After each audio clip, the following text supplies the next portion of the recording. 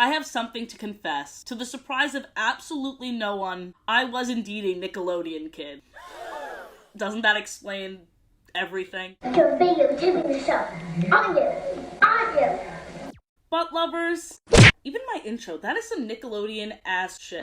Welcome back to the Ranking Things series. Today we are ranking Nickelodeon original movies. Now usually for this series I ask you guys for help, but today we only have 2 qualifications. All of these movies were released before 2010, and also no movies that come from a pre-existing franchise. So no iCarly movie, Wild Thornberry movies. I'll save 2010 and onward and those TV movies for other videos. But for now, let's start with what Wikipedia says is Nickelodeon's first original movie ever, Doom Runners. Something that surprised me right off the bat is none of these movies are available on Paramount+. That's where I expect to find Nickelodeon properties, but they didn't claim any of these movies. For example, Doom Runners, that came out in 1997, is on Freevee, Amazon Prime's other platform that you don't have to pay for it, but there's just an ungodly amount of ads. I do not recommend it. Now, this movie wasn't just funded by Nickelodeon, it was also funded by Hallmark. Imagine a Nickelodeon and Hallmark collab starting like this. It was the aftertime. I don't remember the old world because I was born after the corporation ruined it. Their greed caused the great eco-collapse. Hey Siri, what is irony? An example of irony is when huge corporations pretend they are anti-capitalism and anti-establishment, like Disney with Toontown. But do we eat it up every time? You bet your ass we do. The first 5 minutes are packed with so much information, I immediately got overwhelmed. Bam, chase sequence. You better get back to it right now, I swear to God. This kid Adam is being threatened because he took copper from a free zone, but he's being accused of stealing it. But his grandpa and dog stick up for him against these bullies, which the group laughed off until they saw Vike, and then they ran away all scared. Overall, pretty solid opening and introduction of these characters, but then they casually mentioned that Adam communicated with his dog Kenji, with his mind, which apparently means that the comm collar is working. Okay. It's like if steampunk met Star Wars. That's the best way I could think of it. Doom Troopers, also known as DTs, are owned by the corporation. This is the way they ran everything and kept everyone in check through fear. The tone of this movie is so unlike anything Nickelodeon I've seen, and its jarring nature is very funny to me. What if we took down the Stormtroopers? Oh, that's not what I meant. What if we took down the Doom Troopers with slime? Adam's sister and Grandpa start talking about the unseen parents. Grandpa believes they're still alive somewhere in a place called New Eden. The way they talk about New Eden is like it's a myth or a legend. They don't know if it really exists. 14 minutes in and we meet the mind reader / eraser, Dr. Cow, and holy shit, that is Tim Curry. What? Nickelodeon's first movie and they booked Tim Curry. It's astounding, time is fleeting madness. Without so much as a the grandpa died in his sleep. In the arms of an angel, I will remember you. And now the kids, Vike and Kenji, all have to start their journey to New Eden. They escaped on sail hoverboards that the grandpa invented while this pop-punk music plays in the background that does not fit the vibe at all.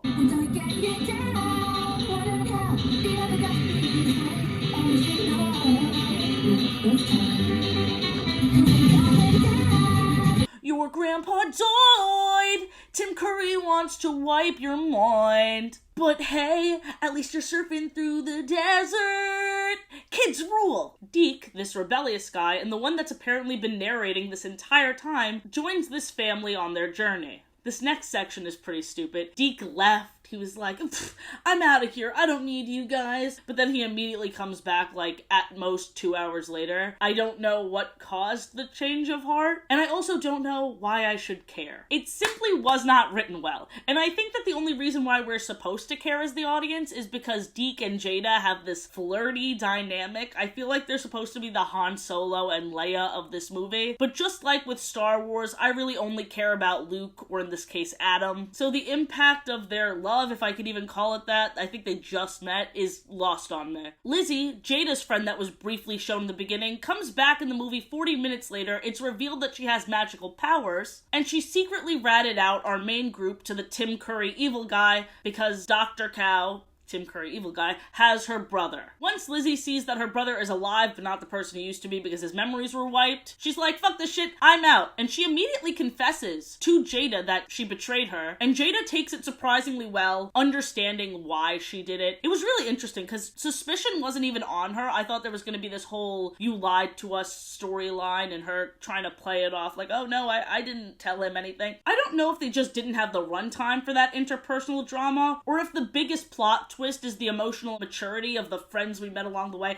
I don't know. I have no idea, but I was really surprised by that. Deke forced backstory time. He was abandoned by his parents when he was a baby, and they worked for the corporation. Jada, hearing this trauma, gave him a little smooch, and as they kissed, the DTs attacked. And I hate to say it, but what were they thinking? That was the worst moment for them to let their guard down and have this moment, so I'm not saying I'm rooting for the DTs, but how do I say this? Glad it happened. Because if the DTs were just standing there like, we're gonna let them have this moment. No! The picture we've been seeing of their grandpa and his old chums was actually cut off. And guess what? Ooh, they were friends with evil Tim Curry. It's actually a totally different picture if you look closely enough. They were taking multiple pictures as soldiers like, let's take a silly one now.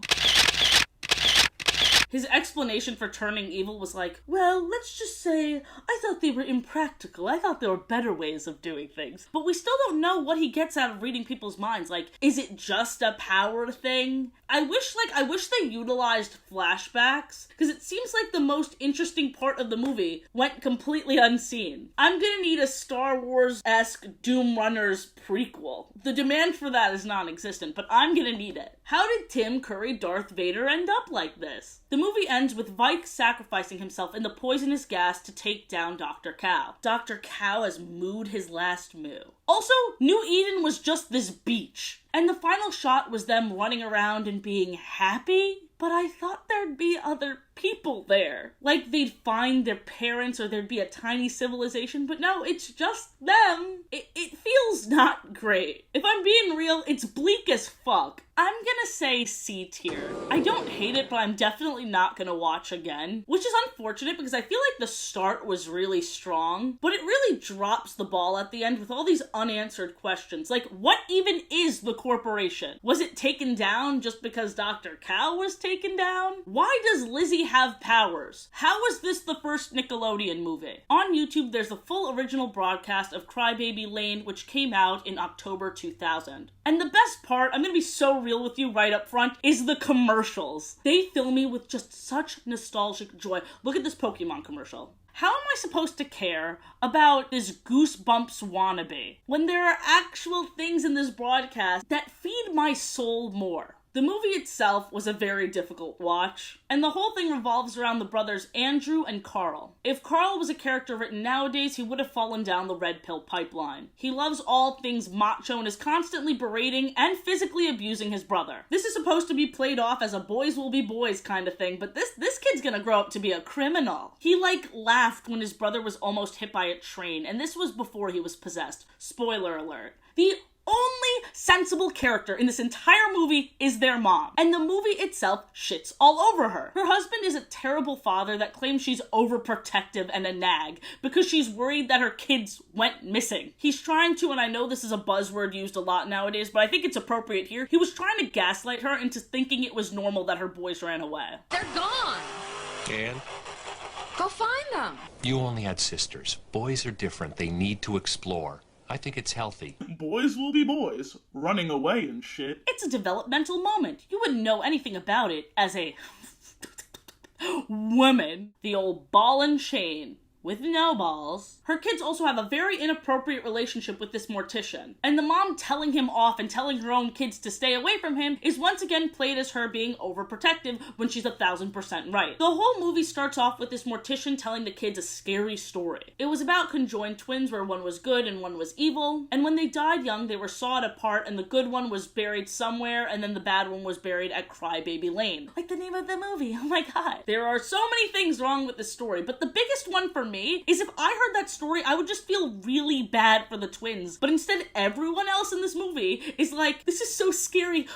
for me. How was it scary for you? It felt, I don't know, it felt a little ableist. It seemed like they were really shaking in their boots about the fact that they were born conjoined, which is something that, guess what, it doesn't actually affect you, the person that's just hearing the story. What if one day I wake up and I'm conjoined to my twin? First of all, you don't have a fucking twin. Second of all, what the fuck? But there really are people that make everything about them. It's like if somebody hears about a car crash and it's like, oh my god, I was driving in a car in the same state. That could have been me. It wasn't. Also, the thing is, they died young when they were kids, and they just said, oh, one was evil, one was good. They didn't list any examples of this. Why was one evil? Was he just like pulling goofy, silly pranks, or was he like a murderer? What made him evil? It sounds like the real evil person was the father in that story that wouldn't let his kids leave the house because he was embarrassed by them? This is so scary for me because what if my dad is embarrassed by me? He is. And I'm being really brave about it. So, Andrew and Carl accidentally raise this evil kid from the dead, and he begins possessing people. And can I just say, I'm rooting for him? The world was very unkind to him, and all the other characters suck. Let him have his fun. He's just eating worms and being a little blorbo. My problematic fave. Now my problematic fave killing people. I hate to say it, but they killed him. Again. In the arms of a freaky little demon. Me, when I'm just trying to watch my favorite YouTuber, Athena P, but she mentions demons? Is anything Christian anymore? F tier. No question F tier. I know somebody out there is nostalgic for it, and I can't even pretend to be apologetic. It's just simply not my thing. You know, I tend to like movies that are, how do I say this? Good. The Electric Piper from 2003. Apparently this was lost media at one point, but now the full thing's on YouTube. It's the only animated movie that we're going to be talking about today, and I really love the style of it. This movie takes place in the town Hamlin. There's even an opening song about how it's this suburban paradise. An oxymoron. And by paradise, I mean all the adults love it, and the kids feel creatively stifled. The vibes are very The Legend of Frosty the Snowman. So much so, this movie also follows a mayor and his children. Except this mayor says the quiet part out loud. Straight up telling his daughter she's less than, and the only thing she should strive for is a rich husband. Yeesh. Ben Shapiro looking ass. This guy would hate the Barbie movie. Hamlin is being infiltrated by rats, and at first only the kids see. They even animated this rat signing "fuck you," which I think is just a fun, silly little detail. I can't believe that made it in. The tunes of these songs are so good, and with Wayne Brady in the cast, you know it's going to be way better than it has any right to be. Wayne Brady plays Sly, this magical electric guitar guy. He magically guides all of the rats out of town, and then when it's time for his payment, the mayor's like, no, I know I promised it, but I lied. And he says this in front of everyone, and no one holds him accountable except for the kids that are like, screw you actually, we're going with this magical guitar guy up into the mountains where he's gonna teach us his magical ways. You know, slightly concerning. Slightly. But would I do it too? Would I follow Wayne Brady into the wilderness somewhere? Yeah. This is where it feels more like the Beatles movie and takes on a really psychedelic approach. They sing about London, in the moon, and the power of imagination, which I definitely have to watch again while I'm not sober. B for Bops. I like how the town became old and gray and full of regret without the kids. I personally would have stayed with Sly and Make-Believe Land, but I guess these kids wanted to make their real life better and change the world. Good luck with that. Then for a while, all Nickelodeon produced was movies for pre-existing TV shows, which like I already said, we'll be focusing on in another video. So let's jump all the way to 2007 with Shredderman Rules, once again, fully on YouTube. I'm so surprised Paramount Plus didn't claim any of this content, and I feel like this one at least is a cult classic. I feel like I always hear people talk about Shredderman and how much he rules. Starring Devin Werkheiser, who plays Ned in Ned's Declassified School Survival Guide, and I think this is where the Disneyfication of Nickelodeon happens, where they start casting their usual stars in movies as well. It's good to have those familiar faces, I guess. Haha, check out how this nerd walks.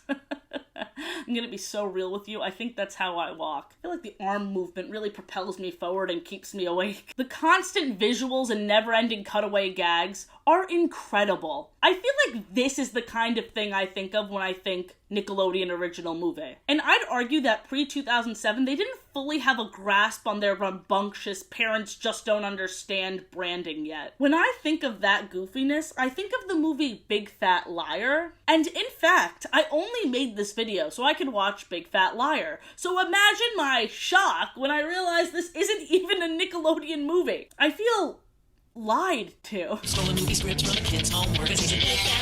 If that was Nickelodeon, it would be at the top of the fucking list. So Nolan's being bullied by Bubba. In fact, Bubba's bullying everyone. Nolan decides to get back at Bubba by creating this caught-on hidden camera website anonymously, which you'd think would expose him, but everyone already knew he was doing this. I think it was just to force the principal into doing something, because she's gotten all these complaints, but with these videos going around, it makes the school look bad. So that whole plot played out, and I was like, okay, where do we go from here? Roll credits, right? But no, Nolan, using the anonymous name Shredderman, actually exposes a lot of really devious and shady shit on his website. He shows unhygienic lunchroom staff and teachers that definitely should not have their jobs. The one thing I was confused by is that he advertised his anonymous website by dumping a bucket of confetti that had the website name off of the school's roof. And apparently no one saw him.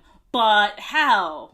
He didn't even put on like a fake mustache or a Hannah Montana wig. He was just there. He was just there in the sky. That's the first thing I would do if I saw confetti falling. I'd be like, where's this coming from? Who's doing that? Who did this? Also, the principal is romantically involved with Bubba the Bully's dad. And it turns out that those two are the actual big villains of this whole movie. I should have known the evil principal from iCarly would never change. They got an iron grip on that typecast. Hey, what if I'm the good guy for once? Play the bitch. And the principal. Play the bitch. Bitchy principal.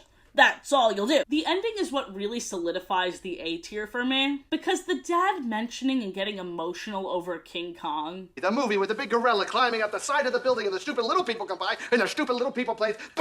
They get to that big mighty ape, they get under his skin. And then having him be a part of this King Kong visual by the end made me blow air out of my nose so hard. And also the principal being slimed? Yeah, this is the Nickelodeon I know. And in the end, he didn't even reveal it was him. But he did get the girl. And isn't that all that matters? No, of course not. Get your 15 minutes of fame, idiot! The last day of summer. Fellow Goldfish Crackers connoisseur Alex Thumbs actually made a full video about this, and guys, please check out his video. I'll link it above, below, everywhere. Seriously, check out his channel. Now on to my thoughts. I had to find this shit on the dark web, first of all, because it was nowhere to be found. It used to be on Prime and YouTube, but now it's unavailable on both, at least where I live. So, in the last day of summer, it's the last day of summer, who would have thought? So it's the day before our main character Luke and his two friends AJ and Riley have their first day of middle school. And they are scared shitless. Which, to be honest, I feel like is very universal and relatable. I remember before I went into middle school, I was so scared because the DARE program made me think there were drug pushers in every corner. I wasn't offered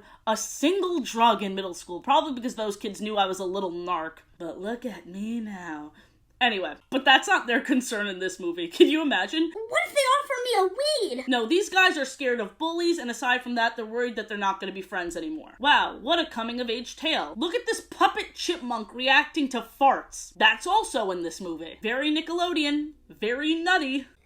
Oh look, Jeanette McCurdy's in this movie. 19 minutes in and the real plot is revealed. It's a Groundhog's Day situation. He keeps waking up and it's the last day of summer over and over and over again. But the only one who knows and is in on this is Luke. The best part of this entire movie is before the, I believe, 7th time he was knocked out and the day restarts, he gets this false sense of security by watching somebody else wipe out. But then we get this visual, which made me audibly wheeze. I love when shit gets dialed up to level goddamn 19 for no reason. Okay, wait, so maybe the chipmunks do have a purpose because now they're suited up in legit gas masks ready for the fart as if they knew it was coming. So, I guess only Luke and the chipmunks know that this day is restarting over and over. The Alvin and the Chipmunks dupes knowing about this time glitch isn't important to the plot at all, but it's important to me, damn it.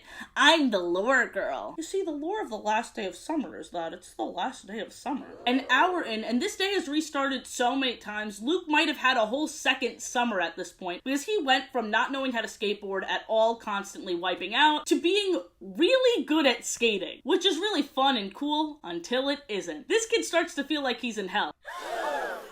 Like, he really wants to go to school at this point. He's so sick of living this day, and he broke the curse by confessing to his crush that he likes her, and also by performing at the talent show. And the end song was actually really fun, except for those damn chipmunks dancing and falling on him. Why weren't they just a one-off thing? I was in between A tier and B tier for this one, but I'm gonna put it in B tier because it was, I hate to say it, because it's the nature of it, it was a bit repetitive. I can't even tell you how angry I am that we couldn't find any of the Roxy Hunter movies, because they look so kooky and wild and silly. The Roxy Hunter movies were actually Canadian Nickelodeon original movies, which I didn't know that distinction existed. Roxy Hunter is played by Aria Wallace, and as I looked at this very 2000s red carpet shot, I thought, where do I know her from? She looks so familiar. And as I pondered this, a quack quack echoed in my brain. And I remembered, oh, she was Mandy from iCarly. Speaking of iCarly, Gym Teacher the Movie, 2008, starring Nathan Kress, who plays Freddy in iCarly, and Avin Jogia, who plays Beck in Victorious. This movie was also rated R by YouTube. Let's see if that holds up. Right off the bat, it starts with a top 10 fail compilation from ESPP, which really made me chuckle. Right off the bat, right away, this movie was making me laugh the most. It was just so absurd. It also establishes our main character of the gym teacher, whose athletic career ended when he was publicly humiliated on TV. Something not so fun is that there's this ongoing joke of the principal harassing the gym teacher. That's also unfortunately classic of Nickelodeon. Ha ha ha, it's funny because woman does it to a guy. Guys can't be abused. Also, the students having beef with this other school over whose gym teacher is best is so off the wall. They are bullying Nathan Kress when in his first day of school he got a girlfriend. Meanwhile, the rest of these bitches are too busy idolizing this fully grown man. Gym teacher guy has a crush on Nathan Kress's mom, which is why he decides not to frame him for selling pirated movies to get him suspended from school so that he can have a better chance of winning the Gym Teacher of the Year awards. That's so much to process. That's so much to process all at once. I'm so sorry. I just love movies where the reality is so different from ours. Like, we just have to accept these circumstances. In this universe, everyone really cares about the Gym Teacher of the Year awards. It's not just this character. It's everyone in this world. The boy's mom reveals why she put her son in this helmet. 5 years ago, her husband, the boy's dad, died at a picnic during a hacky sack race. And God, I wish there was a visual cutaway after she said that. But it being played sincerely was actually equally as funny. He was killed during a picnic. Oh, it's so rare. Just during the potato sack race. That's an unusual way to go. While the dialogue is silly, as I pointed out, it's also a pretty good explanation for her helicopter mom tendencies. I mean, if a man can lose his life hopping, is anything safe? But another good reason for her helicopter mom tendencies is this guy's an asshole. Her son broke or bruised his ribs, I forgot which one, and he kept it a secret so that the gym teacher doesn't get in trouble for pushing him too hard. You are not getting another opportunity to embarrass me. But all the annoyance I have for this character just being a terrible person melts away every time they show this ongoing joke of a single tear spontaneously appearing on his face. It's so fucking funny, more than it has any right to be. With moments like that, and this next one, I told you this man is a degenerate. There are children here. Somebody stop him. It really felt like an SNL sketch. Also, Caitlyn Jenner cameo? I'm sorry I got mad at you before. We can go have coffee, talk a little bit later. I don't think so. I don't like you. Thank you.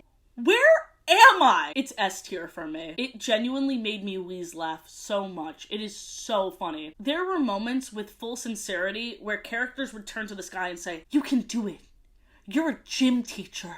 And God, it's brilliant. It's brilliant. It's like unapologetically silly nature that Paul Blart Mall Cop has. Spectacular, starring Nolan Funk, who played Colin in MTV's Awkward, Tammin Sursok, who is the main character in Love and Penguins, Shannon Chan Kent, who was a voice on Dinosaur Train, and Victoria Justice and Avin Jogia from Victorious. This is my Avengers Endgame, I swear to God. Nico is something of a rock star, but after acting like a jerk to his bandmates, he gets kicked out and his girlfriend dumps him. Immediately after, he is approached by Courtney, who really wants him to join her show choir called Spectacular, like the name of the movie. And at first he was like, why would I want to do that? But you know what? Fair question. Those are two very different genres. You were so good in that Shakespeare show. I think you'd be a really good hip-hop dancer. See how that just doesn't make sense? We then see Nico's home life being raised by his big brother in a real-life version of the Mojo Dojo Casa house. Man cave shit to the extreme. This explains everything. Nico needs $500 so he can be signed by some big-name producer, so he's like, okay, yeah, I will join this show choir so I can get that prize money. That is not a great way to secure the bag. You could have just, I don't know, gotten a job. But ooh, he has some dancing chemistry with Courtney.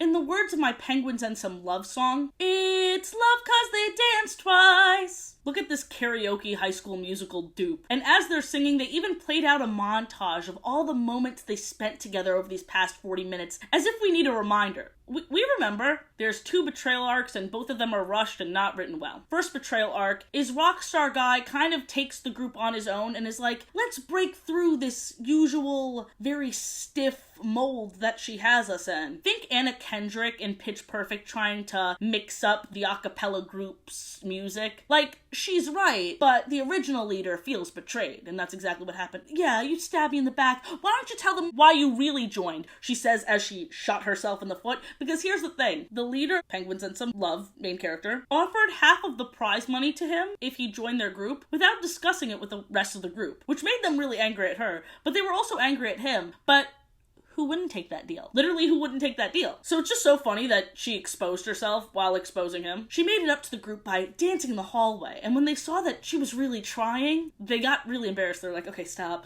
And then they started rehearsing again. It's clear they needed it. Second betrayal is the big producer guy's like, actually, we don't need a demo, we're gonna do a audition, and it's the same day as the big performance. So now they're really upset that he's going to his audition, which is his dream, instead of the performance. Who wouldn't? But he shows up anyway and makes the performance his audition, which didn't seem like it was an option, but okay. Yeah, it was cute, B tier. Mr. Troop Mom, starring George Lopez and Jane Lynch. That is a wild combo. Opening shot of this bridge, so you know what I'm thinking. Whatever happened to predictability? The milkman. George Lopez's kid's friend's mom, who was supposed to take the group of kids out on a trip, ended up going into labor. So now George Lopez has to be the chaperone for the summer camp thing. He says her kid that was just born is 50 pounds, 8 ounces. So it's a miracle she's, how do I put this, alive? Speaking of this, ooh, sad segue, George Lopez's wife and the girl's mom is not alive.